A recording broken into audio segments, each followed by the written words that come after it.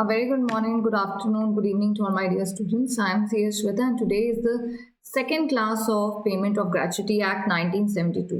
तो students last class में हमने बेसिक बात कर रहे थे about gratuity act, but in today's class we are going to complete our gratuity act and it's very important and you will get all the notes from the link in the description box, right? So अगर उस पर भी ना मिले तो you have my number, you can let me know, I will send you the notes in the PDF form. So let's continue with our Gratuity Act. तो social security में हमारा EPF, ESIC, ग्रेचुटी, हमारा maternity act है, right? हमारा तो ये सारे acts आपके लेबर लॉ में हैं. अब लेबर लॉ सिर्फ 40 मार्क्स का है, लेकिन उसमें जो चैप्टर्स हैं, जो एक्ट है, वो इतने सारे हैं, बच्चे बहुत ज़्यादा वो हो जाते हैं कि कैसे करें या क्यों करें, कितनी वेटेज आएगी, कितने सारे एक्ट हैं जो हमें पढ़ने हैं. So these videos are going to help you out to understand everything in the act. And one very interesting thing is that everything is covered in PPT notes, or a lot of times I take the chapter from the module itself, right? So nothing is left. Once you do the classes, I assure you that you don't require anything else, right? So payment of gratuity act में last class में हमने start किया ना gratuity act.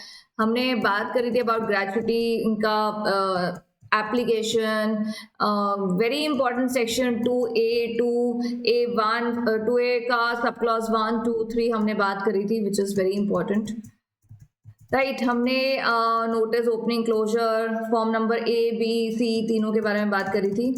Definitions we covered in the last class. हमने last class में definitions cover करे थे, employer, employee, wages, family, right, gratuity. तो ये सारे हमने रिटायरमेंट, सुपर एनुएशन, सबका डेफिनेशन करने के बाद हमने बहुत इंपॉर्टेंट सेक्शन किया था, section 2A.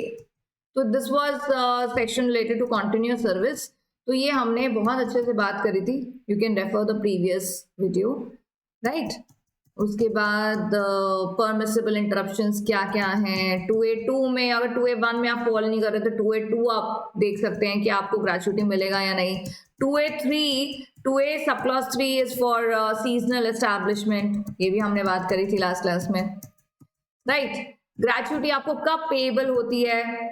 Super एनुएशन, retirement, death और disablement due to employer, due to accident और disease. We talked about it.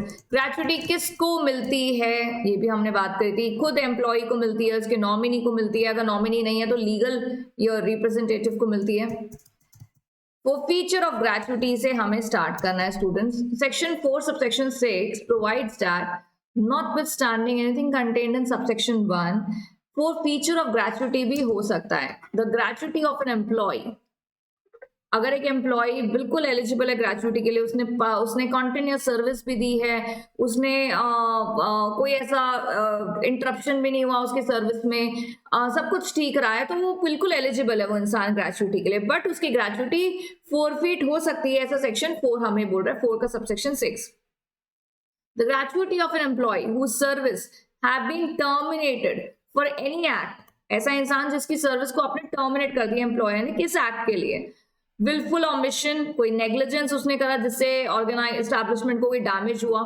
Destruction, property जो एम्प्लॉयर की उसको डैमेज करने की कोशिश करी है, तो उस इंसान की, उस एम्प्लॉय की जो ग्रेचुटी है वो एम्प्लॉयर के पास राइट है कि वो फोरफीट कर सकता है, ठीक है? अब बच्चे कहेंगे कि मैम हो सकता है कोई झूठा केस बना दे एम्प्लॉयर, झूठा कोई नेग्लिजेंस या ओमिशन में फंसा दे एम्प्लॉय को, सो दैट उसको वो लमसम अमाउंट ना देना पड़े अपने एम्प्लॉय को, हो सकता है. बट उसके लिए फिर आप ट्राइब्यूनल है, कोर्ट है, आप वहां जाके अपील कर सकते हैं, ठीक है? आप वहां जाके केस कर्स्यू कर सकते हैं अपने एम्प्लॉयर को, राइट? फिर तो आप केस लड़ सकते हैं. लेकिन ये भी एक इंपॉर्टेंट सेक्शन है जो बोलता है कि अगर किसी एम्प्लॉयर ने जानबूझ के, विलफुल का क्या मतलब है, जानबूझ के कुछ गलती करी है, नेग्लिजेंस करी है, या ऐसी नेग्लिजेंस करी है जैसे कोई डैमेज हुआ है एम्प्लॉयर को या उसकी प्रॉपर्टी को डिस्ट्रक्शन करा है, तो एम्प्लॉयर का बिल्कुल राइट बनता है कि वो पूरी ग्रेचुटी भी फोरफीट कर सकता है, मे बी होली और पार्शियली फोरफीट कर सकता है gratuity.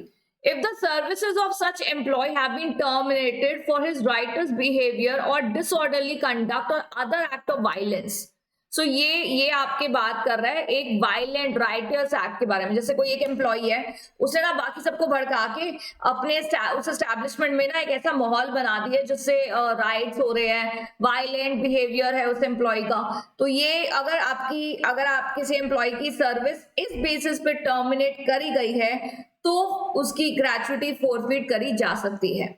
If the services of such employee have been terminated for any act which constitutes an offense, suppose आप एक एम्प्लॉय कैसा एक्ट करता है जो खुद ही एक ऑफेंडिंग एक्ट है, मतलब ऐसा नहीं एम्प्लॉयर बोल रहा है, वो एक्ट ही आपका एक offence as per any other act involving moral turpitude provided that offence is committed by him in the course of employment. So employment के समय अगर किसी एम्प्लॉय ने कोई भी ऐसा सर्विस के दौरान कुछ भी ऐसा एक्ट करे जो एक ऑफेंसिव एक्ट है, पहले मैं बोल रहा था कि कोई राइट्स आप कर रहे हो, वायलेंट एक्ट कर रहे हो, दूसरे में बोल रहा है कि कोई भी ऐसा ऑफेंसिव एक्ट कर रहे हो आप, कोई भी ऐसा एक्ट कर रहे हो जो मॉरल टर्पिट्यूड के अंदर आता है, सो उस समय आपकी ग्रेच्युटी फोरफिट करी जा सकती है। दीज आर द केसेस जहां पे आपकी सर्विसेज टर्मिनेट करी गई हैं, सर्विसेज टर्मिनेट कर दी गई है इन बिहेवियर्स की वजह से, इस कंडक्ट की वजह से, तो एम्प्लॉयर के पास पूरा राइट बनता है सेक्शन 4 सबसेक्शन 6 के अंडर कि वो आपकी ग्रेच्युटी होली और पार्शियली, या तो पूरी या आधी या पार्शियली आपकी फोरफिट कर सकता है ग्रेच्युटी, ठीक है ना। और करेगा ये ना, क्योंकि अब ये एम्प्लॉय अगर सपोज एम्प्लॉयर की प्रॉपर्टी डिस्ट्रक्शन कर रहा है या कुछ ऐसा एक्ट कर रहा है जिससे एम्प्लॉयर को नुकसान पहुंच रहा है, तो एम्प्लॉयर कहेगा कि फिर मैं एप्रिसिएशन ये टोकन अमाउंट आपको क्यों दूंगा, है ना। हमने ग्रेच्युटी यही पढ़ा था ना, token of appreciation by employer to employee, right, क्यों देगा एम्प्लॉयर फिर। अभी जो हम बात करने वाले हैं वो है नॉमिनेशन के बारे में। नॉमिनेशन, दिस इज एम्प्लॉय, बेचारा शक्ल से ही लग रहा है एम्प्लॉय, दूसरा जो सीट पे बैठा है वो आपको क्या लग रहा है, employer. So employee needs to make nomination in form number F. अच्छा, आपको याद है form number A B C हमने करा था कंट्रोलिंग अथॉरिटी को कि अगर आपके ऊपर, आपके एस्टैब्लिशमेंट के ऊपर ये एक्ट लग रहा है तो फॉर्म ए भर के दो कंट्रोलिंग अथॉरिटी को। अपने एस्टैब्लिशमेंट का चेंज ऑफ एड्रेस या कुछ नेचर चेंज करोगे तो आप फॉर्म बी भर के दोगे, अगर आप क्लोजर कर रहे हो तो फॉर्म सी भर के दोगे। नॉमिनेशन के लिए हमारा फॉर्म नंबर एफ। बहुत सारे ऐसे और भी फॉर्म है जो आपको ज्यादा डिटेल में आपके मॉड्यूल में नहीं है, तो मैंने भी उसको नहीं कवर करा। जो आपके मॉड्यूल में है, जो नेसेसरी फॉर्म्स है वो हम कवर कर रहे हैं, ठीक है। So whenever it comes about nomination by an employee, उसको करेंगे हम फॉर्म नंबर एफ। मतलब नॉमिनेशन जैसे आपको ध्यान आना चाहिए, आपको क्या याद आना चाहिए, फॉर्म नंबर एफ, ठीक है। अभी नॉमिनेशन और फॉर्म नंबर एफ का क्या रिलेशन बना है याद करने के लिए, बट आप ध्यान रखिए कि नॉमिनेशन इज फॉर्म एफ। अभी यहाँ पे नॉमिनेशन करना क्यों है, एक एम्प्लॉय है, उसका सुपर एनुएशन, अभी आपने खुद ही पढ़ा कि ग्रेच्युटी किसको दी जाती है, तो आपने पढ़ा कि एम्प्लॉय खुद ही लेगा ग्रेच्युटी, उसी की मेहनत का पैसा है वही रखेगा। बट अगर वो ग्रेच्युटी उसकी डेथ हो जाती है या वो डिसेबल हो जाता है टू गेट द बेनिफिट, तो किसको मिलता है, उसके नॉमिनेशन को, ठीक है। हम एक एफडी कराने भी जाते हैं, वहां पे भी हमें फॉर्म में भरना पड़ता है कि आप किसको नॉमिनी बनाते हो, राइट। तो यहाँ पे तो बड़ा प्रिज्यूम बात है कि अमाउंट जो मिलना है उस इंसान को, अगर वो प्रेजेंट नहीं है तो उसका नॉमिनी तो ये एम्प्लॉय खुद ही चूज करेगा ना, एम्प्लॉयर अपने हिसाब से थोड़ी ना दे देगा। क्या मिस्टर ए की डेथ हो गई है, मेरा एम्प्लॉय था, उसकी ग्रेच्युटी 8 लाख रुपए, अब मैं किसको दूं, ठीक है। तो अभी ये ग्रेच्युटी किसको देनी है, नॉमिनी को देनी है, और ये नॉमिनी तो खुद एम्प्लॉय बताएगा ना। तो नॉमिनेशन फॉर्म के लिए मिस्टर एम्प्लॉय जो है, मिस्टर ए मिस्टर बी कुछ भी आप बना लो, ये कौन सा फॉर्म भरेंगे, form number F. After completion of 1 year of service, he has to make the nomination in form number F. He may distribute gratuity to more than one nominee. Is that so? मतलब अगर mister employ, मैं mister employ बोल रही हूँ, चलो mister A, कोई भी B C आप कुछ भी नाम रख लो, आपकी जो एम्प्लॉय है अगर वो चाहे तो अपनी ग्रेच्युटी के लिए एक से ज्यादा नॉमिनी भी चूज कर सकते हैं। सपोज उनके 2 बच्चे हैं, उनके एक ब्रदर और एक बेटा है, ब्रदर सिस्टर है, कोई भी हो सकता है, वो चाहे तो, ऐसा कोई कंपल्सरी नहीं है कि आपको 2 नॉमिनीज देने हैं, बट अगर वो चाहे तो he may distribute gratuity to more than 1 nominee, right. If there is family, अच्छा ये भी एक जानना जरूरी है कि अगर आपकी फैमिली है तो आप किसी और थर्ड पर्सन को नॉमिनेशन नहीं बना सकते, that is going to be void. और फैमिली के लिए आपने फैमिली का डेफिनेशन तो हमने पढ़ा ही है लास्ट क्लास में। तो अगर आपकी फैमिली है तो आप नॉमिनेशन फैमिली मेंबर को ही देंगे, किसी और थर्ड पर्सन को नहीं। इनफैक्ट ये बोला जाता है कि अगर एक एम्प्लॉई है, उसकी कोई फैमिली नहीं है, मतलब वो अकेला है, उसके कोई पेरेंट्स नहीं है, पेरेंट्स थे, पेरेंट्स की डेथ हो गई, मैरिज नहीं हुई है, तो कोई स्पाउस नहीं है, वाइफ नहीं है, बच्चे नहीं है, राइट, तो कोई उसका फैमिली मेंबर नहीं है एज पर द डेफिनेशन, तो इसने अपने दोस्त को बना दिया nominee, fair enough. But after 1 year इस इंसान की मैरिज हो जाती है, now he has a wife, right, and wife comes under the definition of family. So now this person, after having family, he has to change the nomination, he has to, क्योंकि आप बोल रहे हैं there is family, nomination to third person shall be void, right? But if there is no family, अगर nominee predeceases the employee, मतलब अगर nominee की death हो जाती है एम्प्लॉय से पहले, तो ऑफ कोर्स नॉमिनेशन आपको फ्रेश नॉमिनेशन करना पड़ेगा, ठीक है ना। ये तो इम्प्लाइड चीज है ना कि अगर एम्प्लॉय से पहले नॉमिनी की डेथ हो जाए, जो बड़ी बात नहीं है, it's a very natural thing है ना, तो आप फ्रेश नॉमिनेशन करेंगे। In the process of nomination following rules are there, rule number 6, sub rule 1, 6, sub rule 2, 6, 3, 6, 4, 6, 5 and 6, 6। अभी मैम इसकी एक्सप्लेनेशन क्या है? इसकी एक्सप्लेनेशन तुम्हारे कोर्स में नहीं है, तुम्हारे मॉड्यूल में नहीं है, नहीं तो हम एक एक करके बात करते हैं सारे रूल्स के बारे में, ठीक है ना। तो आप एक बार ये स्लाइड जब देखेंगे, आप जब ये पीडीएफ देखेंगे, आपको 1 सेकेंड में सब कुछ याद आ जाएगा कि नॉमिनेशन के क्या रूल्स हैं, राइट। अगर ये डिटेल में होता तो डेफिनेटली हम भी डिटेल में करते, लेकिन आई बिलीव कि आपका जो ग्रेच्युटी एक्ट है वो सोशल सिक्योरिटी लेजिस्लेशन के यूनिट का एक पार्ट है। मतलब आपके जो यूनिट्स हैं लेबर लॉ में, कॉन्स्टिट्यूशन है, नीड ऑफ लेबर कोड है, वेजेस को लेके एक यूनिट है, इंडस्ट्रियल रिलेशन को लेके यूनिट है, एक सोशल सिक्योरिटी लेजिस्लेशन का यूनिट है। उस सोशल सिक्योरिटी लेजिस्लेशन वाले यूनिट में आपका मैटरनिटी, ESIC, EPF और ये सब है। तो आपका ये चैप्टर एक यूनिट का पार्ट है, ठीक है ना। तो इतना डिटेल में है नहीं मॉड्यूल में, आप ओपन करके देख सकते हो मॉड्यूल। सो जब नहीं है तो आई वुड डेफिनेटली सजेस्ट कि आप उतना ही पढ़ें जितना मॉड्यूल में है, ठीक है ना। क्योंकि ऐसे तो एक्ट में कितने सेक्शन होते हैं, अब हम सारे सेक्शंस तो नहीं पढ़ते ना, क्योंकि from the exam point of view हमें वही पढ़ना चाहिए जो मॉड्यूल में है। बट यस, मॉड्यूल से कम कुछ नहीं पढ़ना चाहिए, सारी बातें कवर होनी चाहिए जो मॉड्यूल में है। एप्लीकेशन फॉर ग्रेच्युटी, अभी इंसान को अप्लाई करना है ग्रेच्युटी के लिए, ये पूछा जा सकता है आपसे, ठीक है। इसके लिए हमारा रूल नंबर 7 है। तो रूल नंबर 6 की जब बात आती है तो हम बात करते हैं अबाउट नॉमिनेशन। रूल नंबर 7 की बात आती है तो we are talking about application. Employee who is eligible for payment of gratuity, वही अप्लाई करेगा, वही करेगा ना। अच्छा, ग्रेच्युटी जिसको मिलनी है, जिसको ग्रेच्युटी मिलनी है वही अप्लाई करेगा ग्रेच्युटी के लिए, ठीक है। और आपने अभी थोड़ी देर लास्ट क्लास में पढ़ा था कि ग्रेच्युटी इंसान को खुद मिलती है, उसके नॉमिनी को मिलती है। अगर नॉमिनी नहीं है तो लीगल ईयर्स जो उसकी संपत्ति संभाल रहे हैं उसके बाद उनको मिलती है, ठीक है। तो अप्लाई भी यही लोग करेंगे, खुद एम्प्लॉय करेगा, नॉमिनी करेगा, लीगल ईयर करेगा, यही तीनों करेंगे अप्लाई ग्रेच्युटी के लिए, कॉमन सी बात है। रूल नंबर 7, सब रूल 1 में एम्प्लॉय अप्लाई कर रहा है, रूल 7 सब रूल 2 में नॉमिनी अप्लाई कर रहे हैं, रूल नंबर 7 सब रूल 3 में लीगल ईयर अप्लाई कर रहे हैं, ठीक है। अब आप देखेंगे कितनी चीजें हाईलाइटेड है यहाँ पे डिफरेंट कलर से। तो मानिए कि जब आप रिविजन करेंगे so it will not take much of time of yours, आप विद इन देखते ही आपको याद आ जाएगा सब कुछ, क्योंकि हम जब किताब से पढ़ते हैं तो थोड़ा सा एक मोनोटोनस हो जाता है, but when we study from PDF and कुछ हाईलाइटेड हो, कलरफुल हो, तो हमें जल्दी याद होता है ना। So I hope this will definitely give you benefit when you are going to revise your subject before exam. तो आपका यहाँ पे जरा देखिए, अभी हमने फॉर्म कौन कौन से बात करें, A, B, C और F के बारे में, यही बात करी है ना हमने फॉर्म, अभी यही 4 फॉर्म्स के बारे में बात करी है। चलिए आप फॉर्म नंबर पढ़ेंगे I, J, K।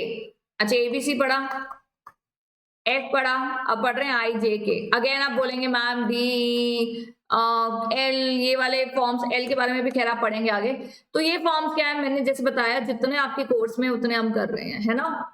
तो अगर आप एम्प्लॉय हैं तो आप याद रखिएगा IJK is for the application. अगर आप एम्प्लॉय हैं who is eligible for payment of gratuity under act और any other person authorised in writing, suppose employee नहीं आ पाया तो उसने अपनी अथॉरिटी जिसको दी हुई है वो भी आ सकता है, on his behalf shall apply ordinarily with in 30 days.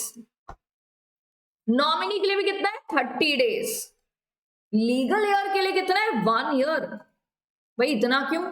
बड़ी एक कॉमन सी बात है कि जो लीगल रिप्रेजेंटेटिव होते हैं ना, अभी मिस्टर ए है वो एम्प्लॉय है, उसने बी को नॉमिनी बनाया हुआ है, तो ए को पता है कि मुझे ग्रेचुटी लेनी है, नॉमिनी को भी पता है क्योंकि नॉमिनी का भी तो साइन जाता है ना, तो नॉमिनी को भी पता है कि मैं ए का नॉमिनी हूं, तो ए की अगर कल को डेथ हो जाती है तो मैं ग्रेचुटी रिसीव करूंगा. ठीक है. सपोजिंगली पूरी फैमिली कहीं ट्रिप पे जाती है, सॉरी, वहां पे जस्ट अ सेकेंड, सपोजिंगली ये पूरी फैमिली कहीं जाते हैं और किसी एक्सीडेंट में सबकी डेथ हो जाती है. ठीक है. तो जो एम्प्लॉय था उसकी भी डेथ हो गई, नॉमिनी जो अपनी वाइफ को बनाया था उसकी भी डेथ हो गई, तो अब अभी ना वो खुद अप्लाई कर सकते ग्रेचुटी के लिए, ना वाइफ, नॉमिनी भी नहीं है, नॉमिनी की भी डेथ हो गई है. ठीक है. तो लीगल रिप्रेजेंटेटिव्स या लीगल एयर्स को नहीं पता है कि ऐसा भी कुछ है कि ग्रेचुटी लेना है. टाइम लगता है ना, समय लगता है. सो उनके लिए जो समय है to apply for gratuity is open till 1 year. ठीक है. तो 30 days के अंदर from the date of gratuity became payable, तो वो फॉर्म नंबर आई भर के देंगे एम्प्लॉयर को, जहां पे अच्छा जब एम्प्लॉय खुद अप्लाई कर रहा है ग्रेचुटी के लिए तो दो इंसान जिंदा है, वो रिटायरमेंट सुपरएनुएशन के समय या वो नहीं काम कर सकता कंटिन्यू, तो उस समय वो खुद अप्लाई कर रहा है. ठीक है. तो वहां फॉर्म भरेगा, form number I, date of superannuation retirement होगा. ठीक है. और एम्प्लॉय को पता होगी ऑब्वियसली डेट, तो ये एम्प्लॉयर को अप्लाई करेगा before 30 days of the date of superannuation. तो यहाँ कह रहे हैं कि अभी जैसे सिंस एम्प्लॉय को पता है कि मेरी डेट ऑफ रिटायरमेंट ये है, मेरा डेट ऑफ सुपरएनुएशन ये है, तो वो उससे 30 दिन पहले ही फॉर्म भर के दे देता है. ठीक है. या मैक्सिमम जैसे कोई डिसेबिलिटी हो जाती है तो फिर भी 30 दिन उसके पास होते हैं to apply for gratuity. Right. 7 sub rule 2 बोलता है नॉमिनी के बारे में. नॉमिनी को बोला जा रहा है कि नॉमिनी तुम्हें भी ना, आप जब भी ग्रेचुटी आपकी नहीं एम्प्लॉय की जिसके तुम नॉमिनी हो, ठीक है, जब वो इंसान की डेथ हो गई तभी तो आपकी बारी आई ना. अगर वो इंसान जिंदा है तो खुद अप्लाई करेगा सब रूल 1 में, but if that particular employee is dead, उसकी डेथ हो गई है, तो नॉमिनी की बारे में बात आती है. तो जब भी ग्रेचुटी पेबल है तो नॉमिनी को बोला जा रहा है 30 दिन के अंदर अंदर अप्लाई कर लीजिए. एक प्लेन पेपर में अपने पर्टिकुलर्स लिख के दीजिए और फॉर्म नंबर कौन सा भरिए, जे, और किसको दे दीजिए, एम्प्लॉयर को.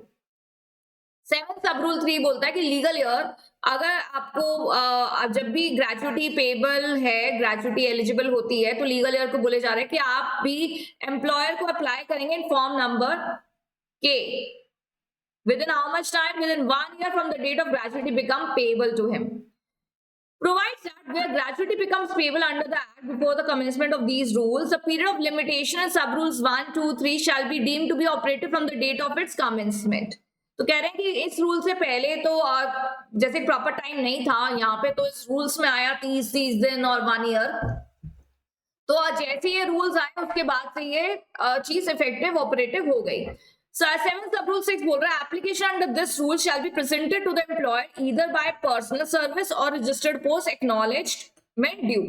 Post acknowledgement due. तो एम्प्लॉय खुद जाके भी दे सकता है फॉर्म भर के, फॉर्म नंबर आई. अगर वो जिंदा नहीं है, नॉमिनी जाए तो वो खुद भी जा सकता है, रजिस्टर्ड पोस्ट के थ्रू भी भेज सकते हैं form. Same with legal year, वो भी खुद जा सकते हैं या फिर जो आपका रजिस्टर्ड पोस्ट है उसके थ्रू फॉर्म भेज सकते हैं एम्प्लॉयर को. राइट. तो this was application for gratuity. Easy. अभी तो मैम यही आ जाए एग्जाम में, ये तो हमें अच्छे से याद हो गया है ना. रूल नंबर 7 बिलेटेड एप्लीकेशन का 7 सब रूल 5 बोलता है कि application of payment of gratuity filed after the expiry of the period shell also be entertain, जिसको बिलेटेड एप्लीकेशन बोल रहे हैं. जैसे तुम्हारा वो बिलेटेड बर्थडे नहीं होता, किसका भूल जाते हैं, अगले दिन बोलते हो कल था, तो वो डेट निकल गई है, बट अगर सफिशिएंट रीजन था फॉर द डिले तो अथॉरिटी जो एम्प्लॉयर जो है वो आपके एप्लीकेशन को कंसिडर करा जा सकता है. अगर कोई डिस्प्यूट होता है तो कंट्रोलिंग अथॉरिटी के पास फिर जा सकते हैं. Determination of amount of gratuity, gratuity कितना होता है, सेक्शन 7 बोल रहा है Procedure for determination of amount of gratuity as soon as the gratuity becomes payable. मतलब अभी मेरे को पता है कि ये एम्प्लॉय मेरा छोड़ के जा रहा है, एक तो देखो रिटायरमेंट है, वो छोड़ के जा रहा है, मैं इसको रोक नहीं सकती। वो अभी उसकी एज है 45 ईयर्स और जो सुपर एनुएशन की एज है वो सपोजिंगली 60 ईयर्स है, या वो 50 साल में अब छोड़ के जाना चाहता है सर्विस, उसकी तबीयत खराब रहती है या कोई भी रीजन है, वो अभी वो कह रहा है मैंने बहुत काम कर लिया, मुझे अपनी जिंदगी जीनी है, या जो भी रीजन है, वो इंसान रिटायरमेंट ले रहा है। मुझे पता है कि अभी इंसान रिटायरमेंट ले रहा है तो मुझे इसको ग्रेचुटी देना है, या और साथ में ना एक दो लोग और हैं और मुझे पता है उनका एज आ गया है, अब उनका वो सुपर एनुएशन होने वाला है तो उनको भी ग्रेचुटी देना है, ठीक है।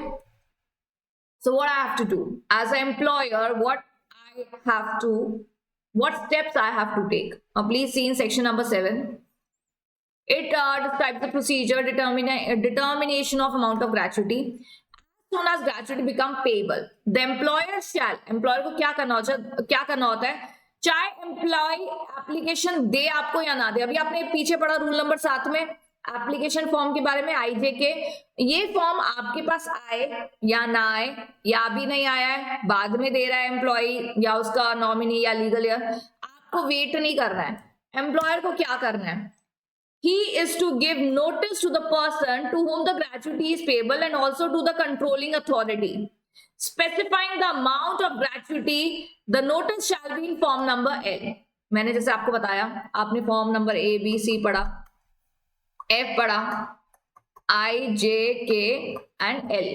L फॉर्म नंबर क्या है, ये तीनों अप्लाई हो गए और ये अब बारी आ रही है किसकी, एम्प्लॉयर की। एम्प्लॉयर को बोला जा रहा है कि एम्प्लॉयर जैसे ही आपको पता है कि ग्रेचुटी पेबल है और ये अमाउंट आपको डिटरमाइन करना पड़ेगा with the help of the formula, and then after you determine the amount of gratuity, आपको उस इंसान को नोटिस देना है, प्लस कंट्रोलिंग अथॉरिटी को भी नोटिस देना है इन form number L। That mister JK, कोई एम्प्लॉय का नाम है, आपका ग्रेचुटी इतना बनता है 8.5 लाख रुपए, तो ये अमाउंट आपको बताना पड़ेगा, डिटरमाइन पहले तो कैलकुलेट करना पड़ेगा, उसके बाद बताना पड़ेगा एम्प्लॉय को भी और कंट्रोलिंग अथॉरिटी को भी। The employer shall arrange to pay the amount of gratuity within 30 days from the date of its becoming payable। तो अब छोटा अमाउंट तो है नहीं, बड़ा अमाउंट है, तो 30 दिन का समय एम्प्लॉयर को दिया जाता है फॉर ग्रेचुटी कि वो अरेंज कर ले पैसा। If it is not paid in the stipulated period, the employer is liable to pay the interest of 10% per annum। तो हो सकता है कि अगर आपको ग्रेचुटी इतना बड़ा अमाउंट है और आप लेट कर देते हैं तो आपको 10% इंटरेस्ट के हिसाब से एम्प्लॉय को देना पड़ेगा पैसा। अभी ना क्या है, एम्प्लॉयर ने फॉर्म नंबर L भेजा एम्प्लॉय को और कंट्रोलिंग अथॉरिटी को भी कि भाई ये अमाउंट है ग्रेचुटी का। एम्प्लॉय पता है क्या बोलता है, वो कह रहा है नहीं नहीं ये अमाउंट तो नहीं है, इससे ज्यादा होगा। अभी कम होगा तो वो तो नहीं बोलेगा ना। अभी जैसे अभी किसी इंसान ने सोचा कि मेरे को 6-7 लाख रुपए ग्रेचुटी मिलेगा और ग्रेचुटी फॉर्म L में लिखी है 8.5 लाख रुपए, तो वो तो खुश हो जाएगा, वो थोड़ी ना फिर ऐसे केस करेगा। लेकिन जब अमाउंट ऑफ ग्रेचुटी जो उसने एक्सपेक्ट करी है 10-10.5 लाख रुपए और लिखी हुई आ रही है 7.5 लाख रुपए, 8 लाख रुपए, तो वो इंसान सोचेगा अरे ये तो कम है, that is not admissible by me. If the claim for gratuity is not found admissible, issue a notice in form number M to the applicant, employee, nominor or legal heir as the case may be, specifying the reason why the claim for gratuity is not considered admissible. In either case, the copy of notice shall be given to the controlling authority also, right? अभी देखिए employ को dispute हो सकता है form number L से, हालांकि इसके बारे में अभी आगे भी और बात आएगी। फॉर्म नंबर L से डिस्प्यूट हो सकता है किसको, एम्प्लॉय को, राइट। अगर सपोजिंगली एम्प्लॉयर बोले, जैसे अभी हमने पीछे बात करी फॉरफीचर की, सेक्शन 4 सबसेक्शन 6 में फॉरफीचर की, एम्प्लॉयर बोल रहे हैं एम्प्लॉय को कि तुम्हारी जो ग्रेचुटी है ना वो एडमिसिबल नहीं है। क्यों एडमिसिबल नहीं है, रीजन बताना पड़ेगा in form number M, employee को भी और कंट्रोलिंग अथॉरिटी को भी। बट अगर अमाउंट आपने कैलकुलेट कर लिया तो वो किस में आएगा, फॉर्म नंबर L में। इस फॉर्म नंबर L में डिस्प्यूट हो सकता है, dispute as to the amount of gratuity. इस फॉर्म में भी डिस्प्यूट हो सकता है एज टू कि क्यों हमारी ग्रेचुटी एडमिसिबल नहीं है, हमने तो पूरा कंटिन्यूअस सर्विस दी है। एम्प्लॉय बोल सकता है ना, employee can raise a question against employer, right. तो ये चीजें फॉर्म L और M में आ सकती है, wherein the employee can raise a question that as to the amount of gratuity और as to कि मेरी gratuity admissible क्यों नहीं है, तो स्टूडेंट अभी तक हमने कौन कौन से फॉर्म पढ़े हैं? ABCFIJKL, ठीक है, तो याद होने चाहिए आपको कि कौन कौन से फॉर्म है। ग्रेचुइटी के अमाउंट की बात हो रही है तो कॉन्टिन्यूस सर्विस होना तो बहुत जरूरी है भाई। For every completed year of service और in part of excess of 6 months at the rate of 15 days wages drawn, the maximum amount of gratuity is 20 lakh, ठीक है। अब आप मैक्सिमम आप किसी को 20 दे सकते हो, उसके अलावा उसके ऊपर आप नहीं दे सकते हो। The maximum gratuity is 20। किसी की ज्यादा बन रही है तो फिर भी कितना बनेगा? 20। Formula is last wage drawn, जो भी लास्ट वेजेस ली है। इनफैक्ट आप मानेंगे नहीं, ये भी बोला जाता है कि कोई एम्प्लॉय है, वो ना सपोजिंगली उसने काम करा है मई तक काम किया है, ठीक है। मई एंड में ना उसका एक्सीडेंट हो जाता है। जून, जुलाई, अगस्त, सितंबर, ये 4 महीना ना उसने डिसेबिलिटी के साथ काम किया है। डिसेबिलिटी समझते हैं? उस इंसान का कोई मतलब होता है ना, जैसे सपोजिंगली उसके हाथ पांव ऐसे पैरालाइज्ड हो गए, परमानेंट डिसेबलमेंट हो गया, जिसकी वजह से वो इतना काम नहीं कर पा रहा, तो एम्प्लॉयर ने उसकी वेजेस रिड्यूस कर दी, क्योंकि अब उसका वो काम नहीं है, एफिशिएंसी लेवल कम है, तो उसकी वेजेस रिड्यूस कर दी। जून, जुलाई, अगस्त, सितंबर। सपोजिंगली अक्टूबर में वो रिटायर हो रहा है या सुपर एनुएशन आ रहा है या वो डिसेबल है, तो वो अपना छोड़ के जा रहा है सर्विस, तो इसकी ना ये वाली वेजेस नहीं लेंगे, डिसेबलमेंट से पहले वाली वेजेस लेंगे। ऐसा भी एक रूल में बात करी गई है। पर एनीवे तुम्हें इतना डीपली नहीं जाना है। तो लास्ट वेज ड्रॉन की बात हुई तो मैंने आपको बताया कि लास्ट वेज ड्रॉन होती है जो आपने पिछला महीना, आपने पिछले 3 महीने से आप सैलरी ड्रॉ कर रहे हो।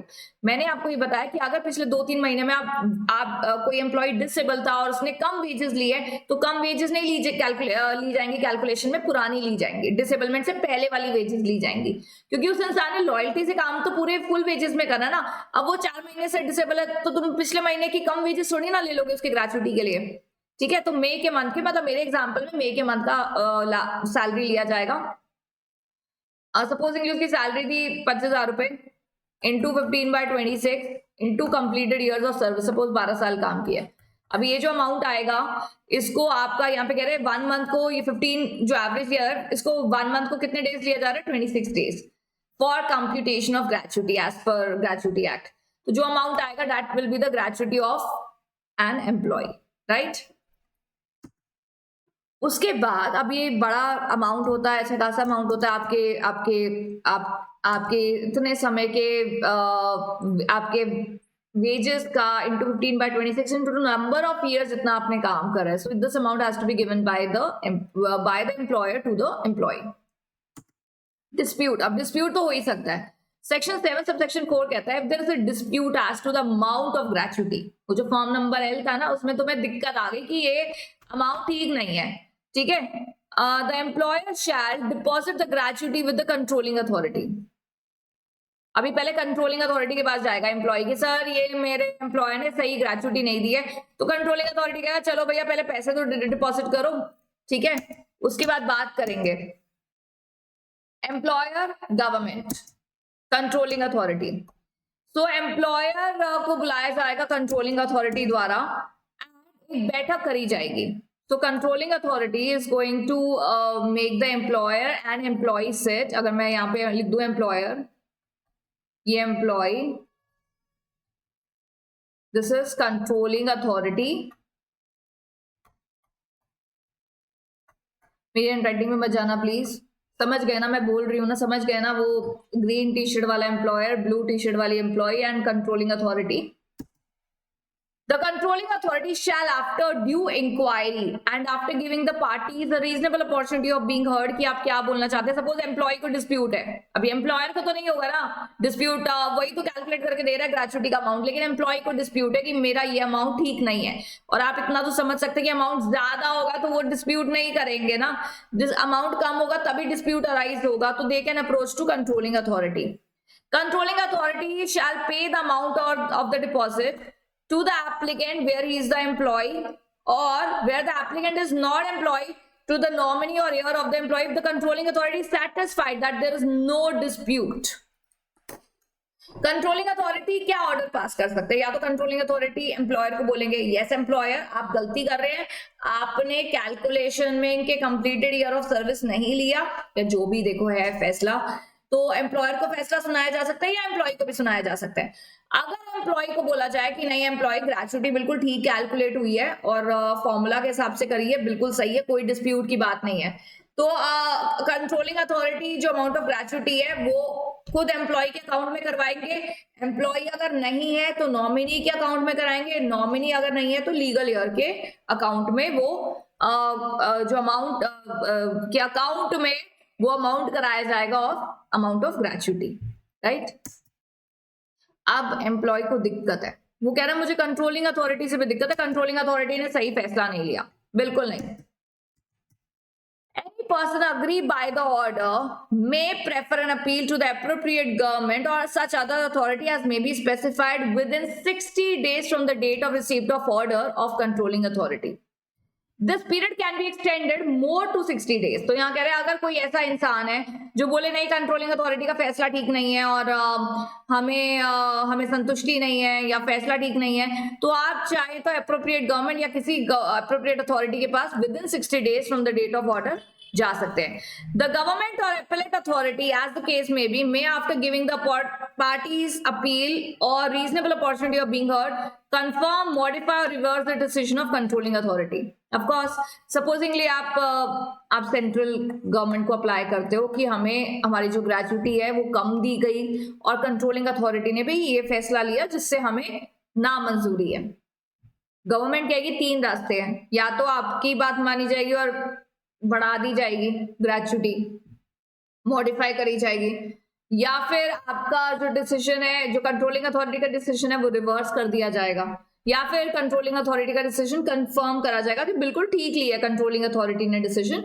आप अपील करने भी आ सकते हो, बिल्कुल आपका राइट है, बट एपेलेट अथॉरिटी के पास भी पावर है ना कि वो कंट्रोलिंग अथॉरिटी के डिसीजन को या रिवर्स कर सकते हैं, कंफर्म कर सकते हैं या मॉडिफाई कर सकते हैं। रिवर्स कर देंगे, कंफर्म कर लेंगे या चेंजेस ला सकते हैं, ठीक है। रिकवरी ऑफ ग्रेचुटी सेक्शन 8 बोलते हैं amount of gratuity payable under this act is not paid by the employer. अब अभी क्या है ना, एम्प्लॉयर ग्रेचुटी नहीं दे रहा है एक प्रिस्क्राइब टाइम में, वैसे उसको बोला जाता है कि जैसी ग्रेचुटी पेबल हो 30 दिन के अंदर अंदर अमाउंट का आप वो क्या बोलते हैं आप अरेंज करना स्टार्ट करिए, ठीक है। लेकिन अगर एक पर्सन उसको ग्रेचुटी टाइम पे नहीं मिल रही है, then on an application made to in this behalf by the aggrieved person, issue a certificate to that amount to the collector who shall recover the same together with the compound interest of 9% from the date of expiry the arrears as the land revenue and pay the same to the person entitled thereto. तो controlling authority के पास जब वहां के collector के पास अगर आपका application जाता है कि मेरे एम्प्लॉयर ने मुझे ग्रेचुटी नहीं दिया, इतना समय हो गया ग्रेचुटी नहीं दे रहा है, तो पहले अभी आपने पीछे पढ़ा 10%, यहाँ पढ़ा 9%, एम्प्लॉयर को पता है कि उसको ग्रेचुटी देना है, वो अमाउंट अरेंज भी कर रहा है, 30 दिन में उसने करना भी है, पर 30 दिन और लग गए पर अमाउंट अरेंज नहीं हुआ, समय लग गया। तो यहाँ बोल रहे हैं कि एम्प्लॉयर आपको 10% इंटरेस्ट के साथ में देना पड़ेगा क्योंकि आपने लेट कर दिया ग्रेचुटी देने में।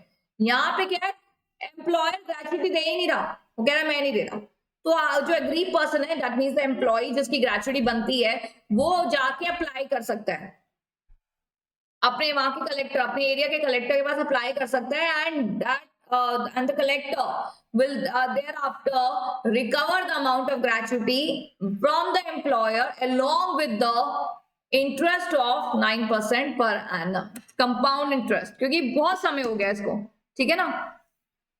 So this was all about gratuity. We have covered everything in gratuity, students. पूरा अच्छे से एक्ट पढ़िए। आप ये दोनों वीडियोस अगर जल्दी जल्दी भी देख लेंगे, पीडीएफ भी देख लेंगे, तो आई एम श्योर आपको ग्रेचुटी नहीं भूलेगा। आप कोई भी क्वेश्चन, कोई भी हाइपोथेटिकल केस अगर एग्जाम में आता है, वो कॉम्प्रिहेंशन, पैसेज फॉर्म, कुछ भी आता है, you will be able to attempt, right. So do revise, बिना रिवाइज करे सारे एक्ट एक जैसे लगेंगे। ईएसआईसी में क्या बोल रहे हैं, ईपीएफ में क्या बोल रहे हैं, आपको सब एक जैसा लगेगा, तो उसके लिए you have to do the revision, right? So I will see you in the next class with a very fresh new chapter. Till then, I would say wish you all a very good luck already for your exam, for your preparation. Preparing for professional exam is itself a journey which you will never forget in your life, है ना. जब आप CS बन भी जाओगे तब भी आप याद करोगे कि हाँ this was the time, मैंने ऐसे पढ़ा था, मैंने श्वेता मैम की क्लासेस भी पढ़ी थी, मैंने यहाँ से भी पढ़ा था, वहाँ से ही पढ़ा था.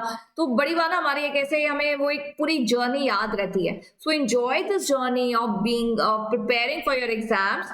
Don't take it as a burden कि अरे पढ़ना पड़ेगा, अरे ये तो बहुत खराब होता है पढ़ना. तो आप जहां जहां ऐसी चीजें बोलोगे ना तो वो चीजें यहाँ पे जाएंगी. मतलब आप जितना बोलोगे ना I am not able to study, I am not interested in studying, ये तो बर्डन की तरह. किसी भी चीज को, नॉट इवन स्टडीज, आप किसी भी चीज को बर्डन की तरह बार बार दोहराओगे ना तो आपका जो दिमाग है वो भी वैसे ही रिएक्ट करेगा. वो भी आप चाह कर भी इंटरेस्ट नहीं आ पाएगा आपको. So relax, take a deep breath and make sure that you study with your full heart. आपने कल को CS बनना है, आपको सारी चीजें पता होनी चाहिए ना लॉ में, राइट. अभी बस आप चाहते हैं हम CS बन जाएं, हमें अच्छी सैलरी मिले, हमारी लाइफ सेट हो जाए. बट हर चीज, everything comes with the cost, everything comes with the pain, everything comes with the foregoing something. So you have to forego something. In fact आप ये समझिए कि जितनी चीज आप forego कर रहे हो ना अभी और पढ़ाई के लिए और जितनी मेहनत कर रहे हो उतना ही अच्छा आपको fruitful result मिलेगा, right? So do not lose your heart, do not get into anxiety of clearing your exams. पढ़िए, अच्छे से पढ़िए. कोई भी दिक्कत है, teachers are with you. You have all the दुनिया के links in the description box. Instagram, Telegram, even you have my number. Any problem, you can reach back to me, students. Thank you so much. I'll see you in the next class.